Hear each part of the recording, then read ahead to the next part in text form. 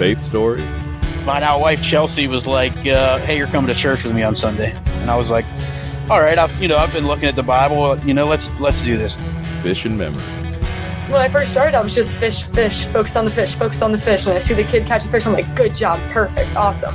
And then he goes up there and I'm like, we're catching slot snook. And this kid's up here going, oh, the breeze. I'm like, this is exactly what it's about. Meaningful conversations. You have to stay in the Word. You have to have a good support system. You have to know what the end goal is. You have to know who God is. Positivity. This is the Faith and Fishing Podcast. Your hosts, Cam Steele. If your identity is you're an angler, whenever you're not doing well in the water, that's whenever you can't be content. And Robert Randolph. And his timing is perfect. We might not always agree with it, and we might not always understand it at the moment.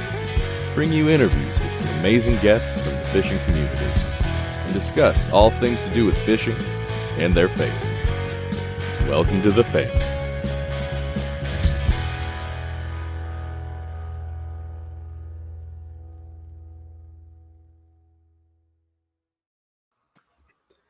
Hey y'all, welcome back to the Faith and Fishing Podcast. I'm Cam.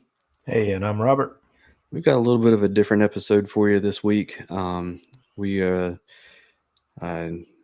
a lot going on in our neck of the woods, and we were going to have an episode with a guest this week, but he lives in East Tennessee, so he is dealing with some of the aftermath of Hurricane Helene, and that is one of the things that we're going to talk about this week. So before we dive into all of that, Robert, how's it going, man? Yeah, it's going pretty good. Just kind of the same for me. Work is still super busy, and so 2 kids are at college now, which is different, only having one in the house. Kind of nice, not nice, because he can drive and take care of himself as well. So you would think that would slow things down, and but it hasn't. So you're still busy as ever, and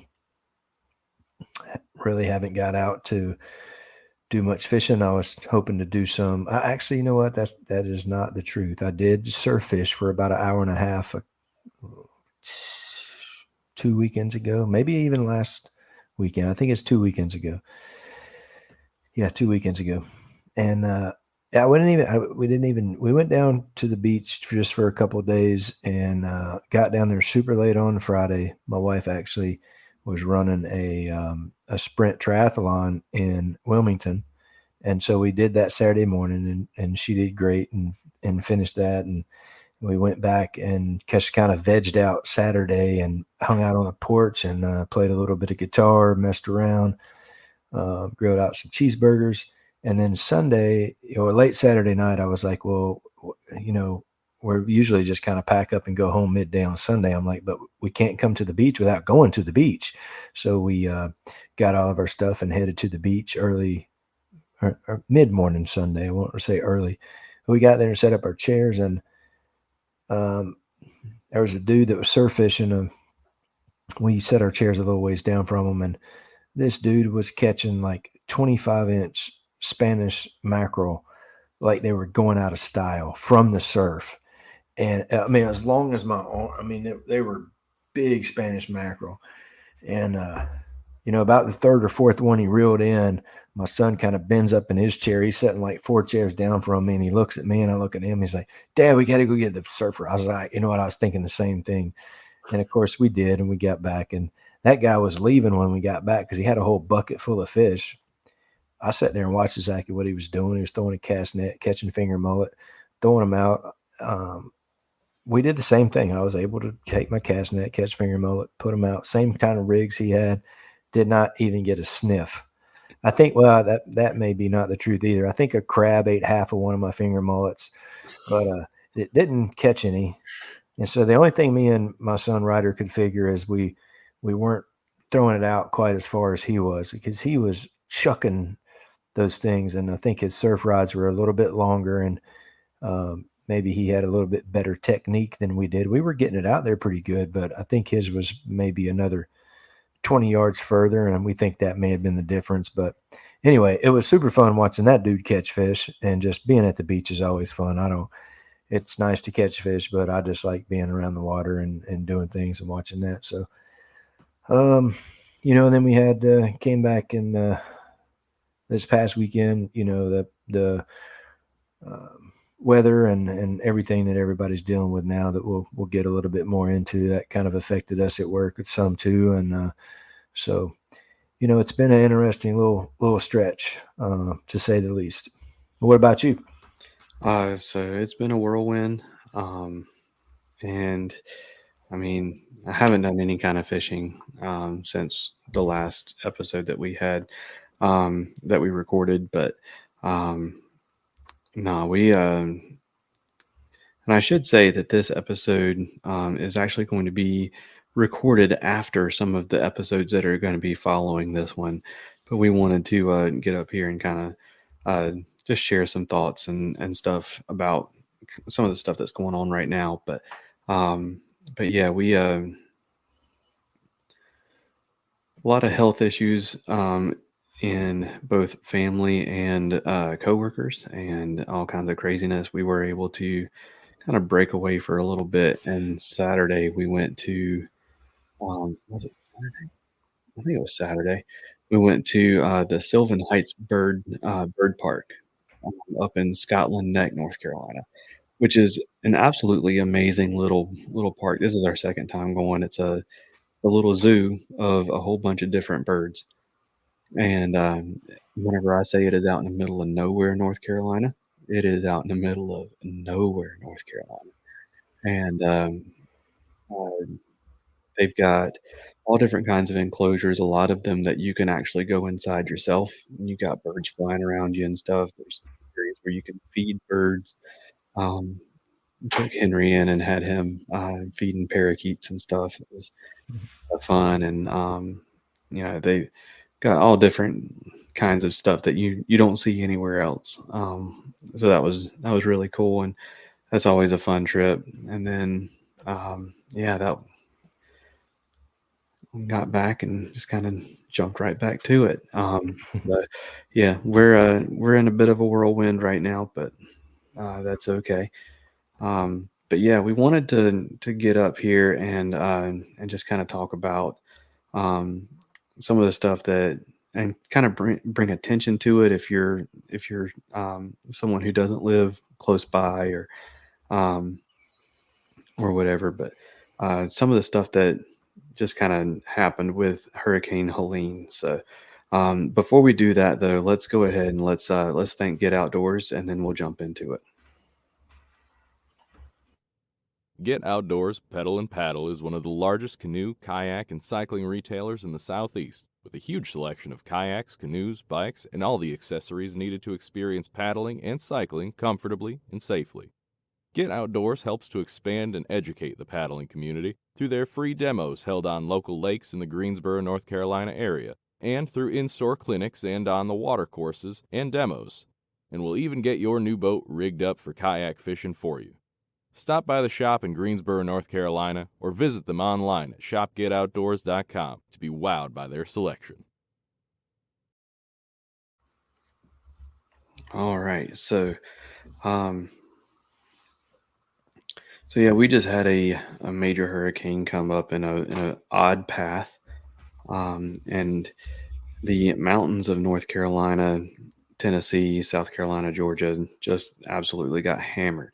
And excuse me, it stalled over, East Tennessee, Western North Carolina. And, so if you haven't been, if you haven't seen any of it, there are towns in the mountains of North Carolina that just aren't there anymore.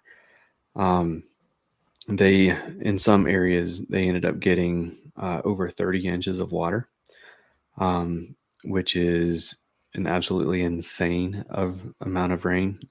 Whenever you're talking like 30 plus inches of rain, you're talking about trillions of gallons of water. And whenever that happens in the mountains, it all ends up funneling down into the valleys and creates these massive floods where, you're seeing videos of people standing on the banks and watching houses float by. Just absolute ridiculous stuff. I mean, there were dams in Tennessee and North Carolina that had they were overflowing with more water than what typically goes over Niagara Falls. Like, I mean, an absolute insane amount of water and devastation. But and then, you know, a little bit further east, east of us, we in Rocky Mount, they had a tornado go through, which that's not an it's not an uncommon thing for that place. They seem to have one every so often, but so I mean, even the very guys that were getting just the outer bands, like there was some decent some difficult times had by all. Luckily, where I am, you know, we got some rain and some wind, and it made for a busier day than normal at work. But that was about as much of an inconvenience as I got out of it. What about where you were, Robert? Yeah, so all of North Carolina, especially the eastern central part and now the western part, really for the past 6 weeks have got more than our fair share of rain. So, you know, we've been dealing with a kind of a crazy amount of rain for a while. And, you know, that put all the rivers and everything already high. Not even, I mean, this is even before the hurricane. Yeah, because we had that the other hurricane came up, and then it was like depression number 8 or something. Potential tropical cyclone number 8, and like dropped 20 some inches over like the island of like Curie Beach and Fort Fisher and Carolina Beach. I think the fort might have been the only thing on the on the island that wasn't underwater. Yeah, so you had flooding all up and down the coast, and Wilmington, Carolina Beach, Wrightsville Beach, Southport. There's a lot of roads that were washed away, and this is totally on the opposite end of the state than where the hurricane is. We're talking 8, 9, 10 hours away. Yeah, so and then you turn around, and within another week, you're having this Hurricane Helene come up and just dump all that water. And it's exactly what you said. Like, a lot of people don't understand, like, why didn't people leave, or, you know, why didn't you have a plan in place? It's like, this has never happened before in recorded history, that the mountain region there got this much rain.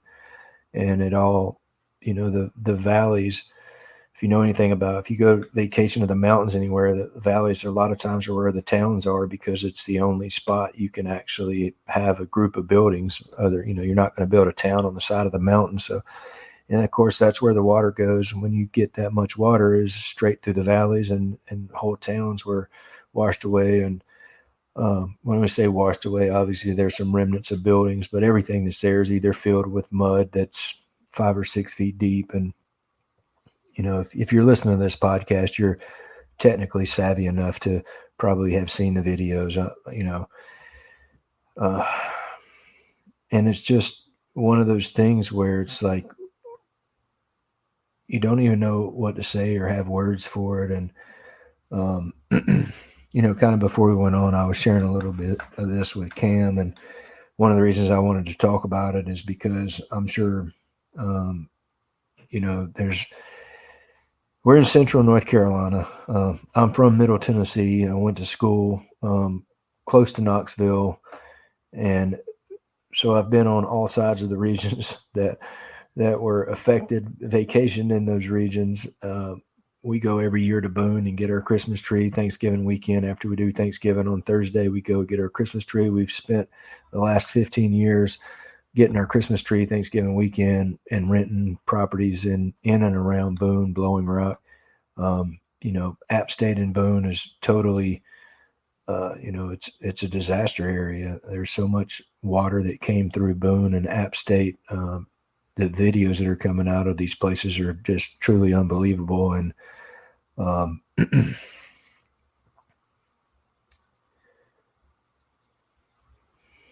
so everybody that's here, even though obviously we have power, we're able to record this podcast. There are people that at our works that are affected, family members, people that we didn't know were going to come back to work. I deal with a lot of logistics all over the Southeast, so a lot of our drivers, some of them are based out of there. Some of our employees have homes in the mountains that they were actually there, and to hear their stories about getting out of there. And we still have trucks that are trapped on Black Mountain. Luckily, all of our people are safe and accounted for, as far as I know. But I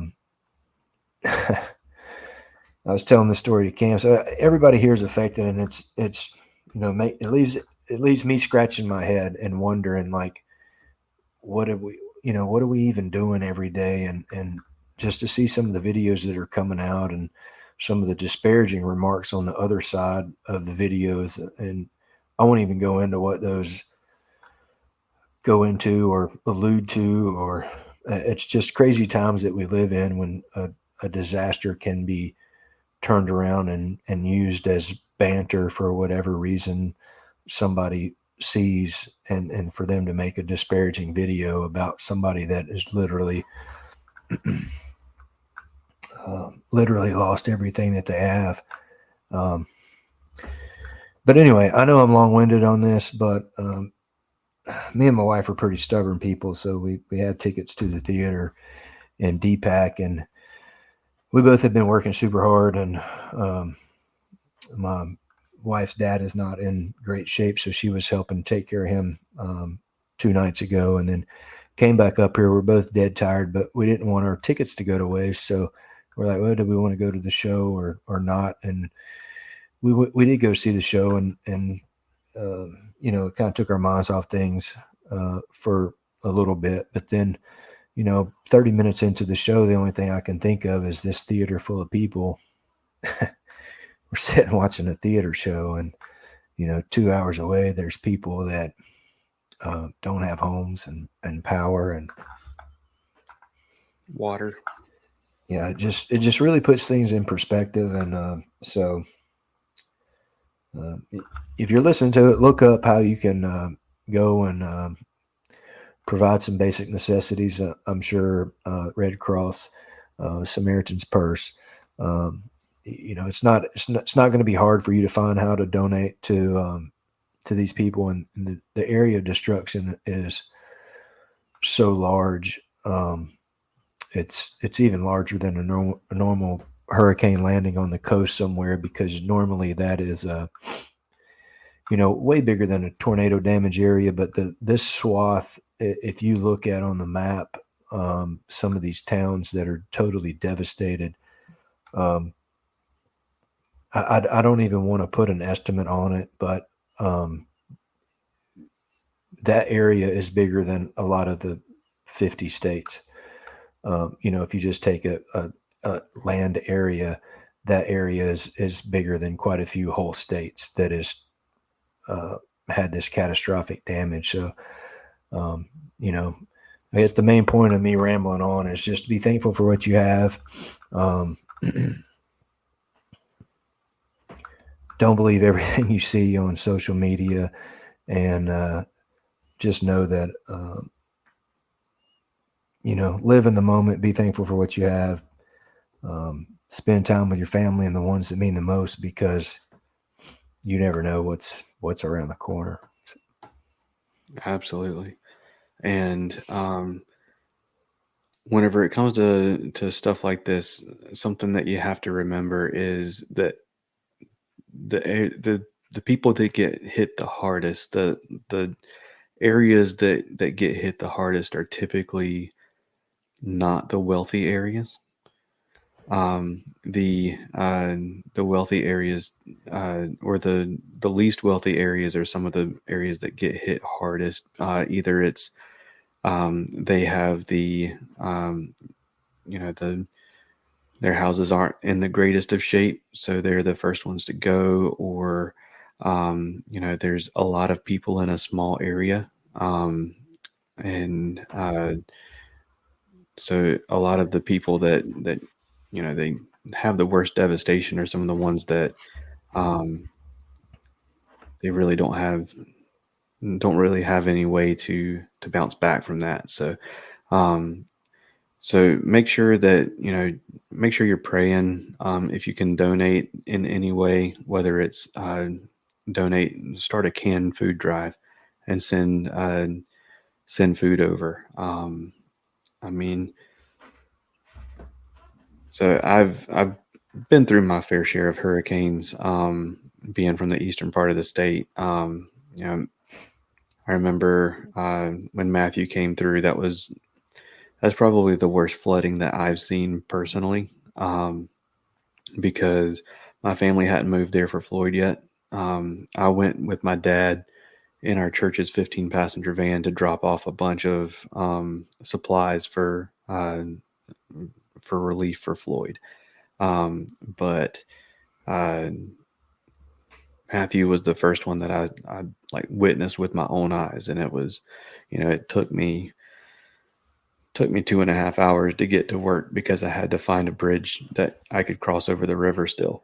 And for a while, I was still in a position where where I lived was on the higher ground, but I saw friends' businesses underwater. I saw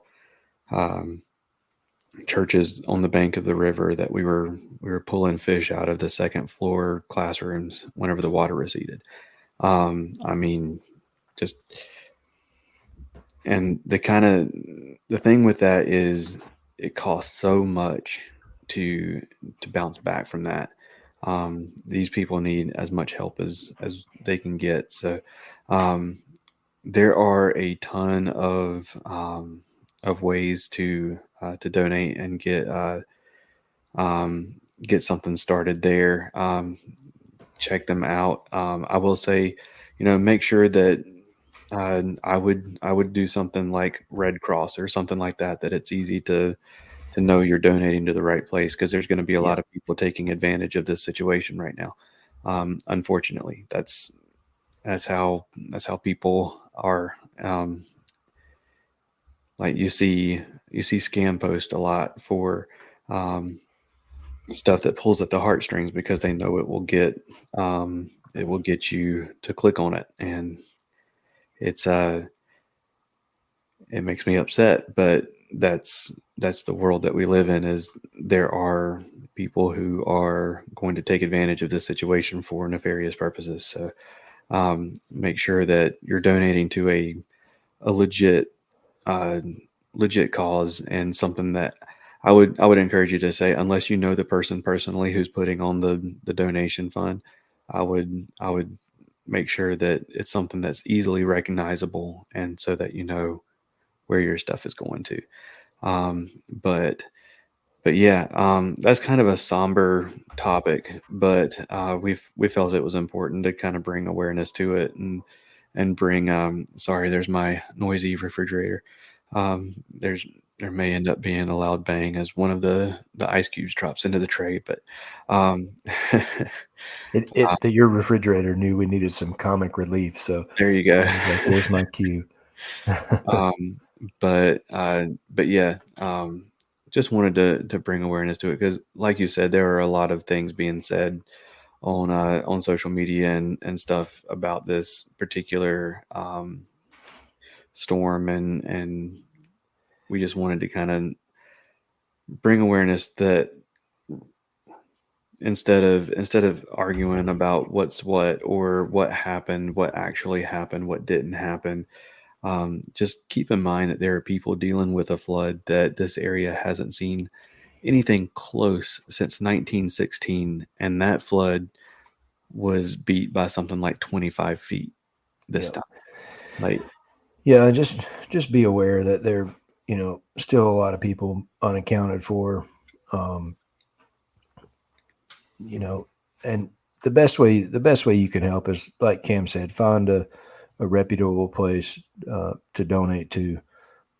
There are places all over the Southeast and probably the United States that are reputable places, but do what you can.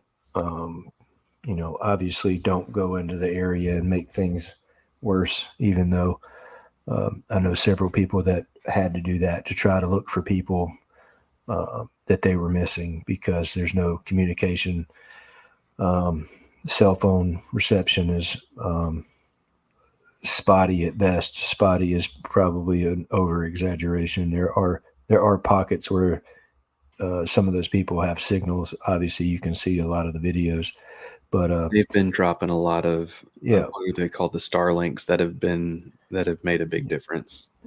So just keep those people in your prayers, and most of all, just lift your family up and be positive. And if you're going to engage in social media or whatever, be positive. And as we talk about the negativity in the fishing world and just the digital world that we live in, more than I would like to have to talk about it, but we do, because I think it's a huge issue that's going to continue to plague us as a society as we get more and more.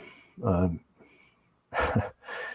kids are growing up with looking at a screen all the time, and you look around and half the people are on the screen. And the more I try not to use that, the more evident it is that it is part of the fabric of which we live, as people have their heads down and they're looking at that all the time, no matter, for some people, no matter what they're doing. So if you're going to do that, try to post positive things and don't get wrapped up into the negativity, and help these people if you can. And if you can pray for them, please do that. And, show everybody that you run into or run across tomorrow a little bit of grace, because you never know what that person's dealing with in their own life. So I guess we probably need to move on to something about fishing or something else, because we could keep talking about that, but we just wanted to bring it to light. And just you never can tell what tomorrow's going to bring. Like, nobody could have predicted any of that. None of these people were prepared, because it was totally unexpected. Like, obviously, obviously a hurricane's coming because you see the news, but it's not going to be 30 inches of rain dumped into this area that's a mountainous region that is just. The storm made it from Cuba to the top of Georgia in like 48 hours, and they were expecting it to keep moving at something close to that speed, and it just did not. But yeah, let's jump over to. I tell you what, let's jump straight into what's your favorite. That way we can have a little bit of fun. We can talk about whatever it is that we want to talk about. That's cool, because I didn't come up with what's your favorite questions for you. Like, we usually go off the cuff on that, and usually I have some loaded. So if you have one to start out with, I'll answer yours, and then by that time I'll have maybe thought of a halfway decent one by then. All right, sounds good. It's time for What's Your Favorite, powered by Nakwa Adventure Gear. Power that fits in the palm of your hand.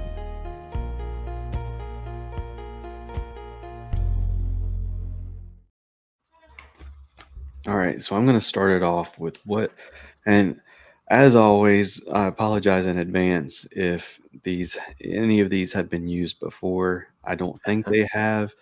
I've been pretty good about not duplicating, but I can't promise that. But what's your favorite cookie?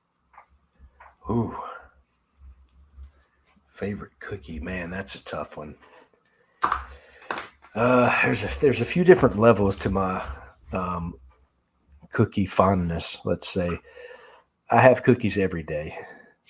There's not a day that goes by that I don't have at least one cookie. Most of the time, that's my breakfast, actually. I usually have a big cup of coffee on the way to work, and I get 5 duplex cookies that are, most of the time, the duplex ones that I get are from Aldi, and they're chocolate on top with the cream center and vanilla on the bottom. So right now, that's my cookie of choice because it comes in a huge pack. It lasts me all week. and there are like $1.70 something at Aldi. So I've been stuck on those for a few years now, actually, and that's kind of my go-to snack. Like if I'm hungry, I'll just grab a couple of them and I'm good to go. So now that is probably because of the price point on those is very favorable. I do like them. So I would have to say right now that's my favorite go-to cookie. But now of all time, I'm going to have to go with no bake cookies. And I know people that are not from the South may not know what no bake cookies are, but it is a hodgepodge of oatmeal and fudge basically that has been melted and then you refreeze it into these hunks. And it's always been one of my favorite cookies. And I had one of those almost all but every day in elementary school with my lunch, dude, because that was the dessert that elementary school served, because it was so easy. It's just chocolate and oatmeal, and you just form it into a patty. Yeah. So I love those. And then my grandmother used to make a cookie she called them cowboy cookies, which now it's a mixture of a chocolate chip cookie with some oatmeal and some nuts in it. And my daughter and wife both still make that a similar one that my grandmother used to make, but I actually think my daughter's and my wife's version is better than my grandmother's. But no bakes and those cowboy cookies, I could eat those until I literally make myself sick. And I know that's probably not what everybody wants to hear, but I really could. They're so good. But those are my favorite cookies, and that's a three-way. Well, my question is not nearly as good because that was a good question. I know we haven't covered that before because I would have remembered talking about that. I will say my favorite cookie is peanut butter. A peanut butter cookie is just with the the little fork print on top, and I mean that's where it's at for me. I'm also a big cookie fan. I do love cookies, but and as long as it doesn't have raisins in it, I'm probably going to be okay with it. That and white chocolate. I don't like white chocolate either. But you don't like the white chocolate macadamia? I just don't like white chocolate. I never have. Man, I tell you, Jason Williams was one of the better basketball players to ever play. So to say you don't like white chocolate, I did like Jason Williams.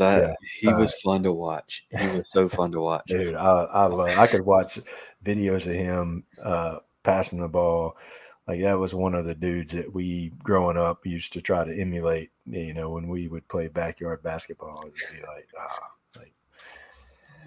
but yeah, peanut butter has always been the top of the mountain for cookies. Yeah, I like peanut butter cookies. I never met a cookie that I didn't like. Raisins, peanut butter, oatmeal, it doesn't matter. I like them all. So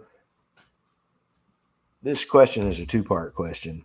So number one is going to be, and I'm going to say the same thing that Cam did. I may have asked this before, but we'll find out rather quickly because Cam will remember if he's answered this or not. And then if he has, I may remember it when he says the answer. But your favorite car that you've owned is going to be my first question. My second question is your favorite car that you would like to own. So this one we have asked before. All right. Yeah. It's such a good question, though. It is. So answer it again, just because I already asked it, and then I'll come up with another "What's your favorite" while you answer my other "What's your favorite" that you've already answered. So, I really miss my my little Ford Ranger. I had a 95 4-cylinder 5-speed Ford Ranger. You could roll it over in a parking lot as long as you land on all four wheels. You're driving away. And then I would love to have a big F-150 like King Ranch. Like I hear you. Yeah. I tell you, when those King Ranches came out, that was like I was in love with the interior of those trucks, and I still am. but I've yet to own one. But I don't think you can get a better looking, especially interior of a truck. So I'm gonna have to come up with another. What's your favorite question? Would you like to answer one while I am? Sure. Go ahead. All right. What's your favorite fall fishing technique? I like to fish topwater in the fall. It would be my favorite fall fishing technique. Just because, I think when the leaves start hitting the water, to me, that's the best time to topwater fish. And I mean, who doesn't love to catch topwater fish? So that's an easy one for me. What about you? I'm same. Yeah. Fall is the time for topwater. I love a good buzz bait bite, or like a buzz toad or something like that. I love the bite on that because like I love watching them wake to it, and then there's that kabloosh. Yeah. I love it. I don't even know if we've talked about this, and we may have talked about this too, because I think I have such great questions, but I think they're great because I've already asked them. Pick one kayak that you've owned that would be your favorite. Ooh. And it doesn't have to be the one that you can fish the best out of. Like maybe it's my favorite memories are out of this, or one that would be like your favorite overall. So it was my second kayak was a West Marine Pompano 120, which was it had the same mold as the Perception Pescador at the time, but it had that was back whenever they had usable rod holders, like the flush mounted rod holders, but that thing was, to this day, it was like my favorite kayak that I've owned because it was so fast. I mean, I could paddle that thing so fast, and it was light, and I modded the absolute snot out of that thing. I completely customized that to make it me, and it was so much fun. Yeah, I ended up upgrading because I wanted the seat, and I wanted to be able. I didn't want to sit on I had a like one of the removable seats with a big cushion on it to kind of get me up higher, and I wanted to be able to sit on a seat, and I wanted to be able to stand up. So I went to the Pelican, the Catch 120, and that is still to this day the biggest downgrade I have ever experienced, and going from one thing to another, and expecting it to be this upgrade. But I mean, you're talking about going from like a max speed paddling with everything you've got, a max speed of over 6 miles an hour, to like a max speed of like 3.1 for 10 seconds. And then you don't have anything left. I mean, it took me so long to get to my fishing spot at like Lake Crabtree. Like that's a half-mile paddle. And it was like an hour and a half in. It was on a windy day too. An hour and a half in, like I get there and I'm so exhausted. I'm like, I don't even want to fish. Like, yeah, that is bad. But yeah, that little West Marine Pompano, it was 12 feet long and I think 28 inches wide. And I mean, it was not the most comfortable thing in the world. Definitely nowhere near as comfortable as the Feel Free or even the Pescador Pro.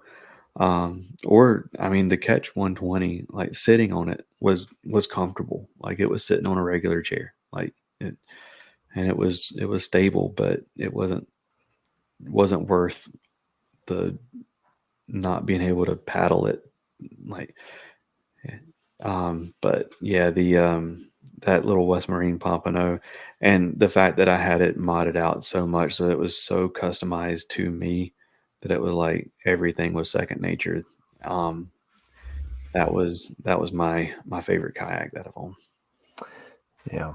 Now, mine was a little that Ascend sit in H12 just because I could fish out of it, duck hunt out of it. And that's the kayak that really got me into like being in a kayak and being like at the time I had that, I still had a bass boat. So, and then I started catching fish out of that kayak, and I was like, yeah, let's get rid of the boat and then get a better fishing kayak. So, and those Ascend H12s are like a hunting machine. Like it's to me one of the best duck hunting setups you can have. You know, unless you're going long distances, obviously you're going to need a motor for that. But that would be mine. Well, that's what's your favorite? All right, I'm gonna throw one more out there. All right. What's your favorite nationality of food? So like you like Chinese food or like Italian food or I'm gonna have to go Spanish with food? Or... Yeah, I'm gonna have to go with Mexican. I mean, other than like American food that I eat every day, I'm guessing that you don't want that as an option. You know what I mean? Because I that's mean, like standard what we eat. But yeah, I mean, yeah, like it. Let's put it this way. What's your favorite kind of foreign food? yeah. So I would have to say Mexican, just because I think of the volume of Mexican that I eat. That has got to be my answer because, I'll tell you, I've had some Mongolian. They have a place up in North Raleigh that's like a bowl place that's a Mongolian thing, and man, I'll tell you what, that's some good food. So, but I just think Mexican is so readily available, and it's like that comfort. You go in, you get your salsa, and yes, I'll take the white cheese queso, please, as well. And no, don't bring the small cup. I would like the large bowl, please. Like, why are you even asking me that question? Right? It's like, yeah, bring the bowl of queso, and then you're already full by the time your fajitas get there, right? I mean, and it really, I mean, are fajitas really a Mexican food? That may be American Mexican, really, because it's just onions and steak and stuff chopped up. You roll it up in a tortilla. Like, I don't think they're really making that in Mexico, but maybe. I don't know. Somebody leave a comment or, post up. Is that like some American made that up? But it's pretty good, though. I can't lie. That's my go-to is a mixed fajita. As again, I'm feeling guilty because we're talking about mixed fajitas, and now there's people tonight probably would love a damn can of beans as well. So, just goes back full circle. Like that's some stuff I can't get out of my head, and Yeah, maybe that's a me problem. And I'm not trying to dog us for doing our podcast. I mean, we're trying to entertain, but at the same time, it's like, man, that really puts things in perspective and what's important, and spending time with your family and that's something everybody has to figure out for themselves. And the older I get, the clearer that picture becomes. And I never understood it, why old men and women seem so wise, because it's because they've lived through stuff like we're going through now, as far as, hurricane and other things that are going on as well. But, yeah, a lot of that has just been put in perspective over time for the older generations of people. So, absolutely. And we bring the mood back down. And as guilty as I feel for saying it, I'll throw mine out there too. Chinese food. Yeah. You want me to like it? Give me a plate of Chinese food. I'll be all right. Yeah. I mean, you can't beat the value of going Chinese is second to none. I mean, sometimes you go pick up the Chinese bag takeout, and it's like, do they have bricks in this stuff? Like, what do they have in here? This bag weighs 20 pounds. And sometimes I get home and find out it's only 20 pounds of white rice, but it's still heavy, Absolutely. Yeah. All right. Well, that's pretty much what we've got for this episode. Do you feel led to pray tonight, or? Yeah, I'll pray, and then I do want to say this. You guys, like Cam said earlier, we have a couple of shows recorded that we hadn't put out. I think we're going to put this one out just because of the time factor and what's going on with the hurricane, just to get it out. But I will say that the next couple of episodes after this, make sure you guys tune in. I mean, a couple of great episodes. One is I'll just kind of tease it a little bit. A podcast host that most of you have probably heard, and the other one has a pretty cool product that we kind of go over in depth with him. So, young entrepreneur. Yeah, and a young cat who's doing some cool things. So you guys tune in to both of those, and then I'll lead us in a prayer, and we'll get on down the road to the next one. So. Lord, thank you for letting us do this podcast and reach people. And thank you for all the things around us that we probably take for granted most every day. But even though we don't understand it, we know that everything happens for a reason. So for whatever reason that all these people are suffering and going through the things they are, well, we hope that in the end that it pulls people closer to you, and it affects people and leads them to follow your word, and hopefully in some way, shape, or form, it all makes us better people and able to watch out for our neighbors and help us bring people closer to you by our words and actions, and let this podcast find those people who are listening and help lead them to you as well. Please forgive us of our sins, and in Jesus Christ's name we pray. Amen. Amen. All right. Well, that is going to do it for this episode. Y'all take care, and God bless. All right. See you guys.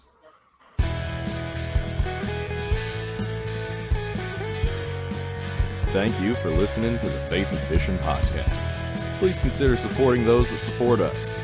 Jade's Jigs lead-free finesse tackle. Use promo code FNF10 at jadesjigs.com for 10% off. Save your outdoors.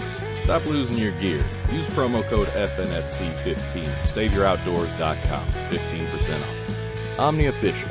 Check out Premium, Premium Pro, and their Ambassador program. Use promo code FNF10 for 10% off at OmniaFishing.com. And if it's your first order, use promo code FNF15 for 15% instead.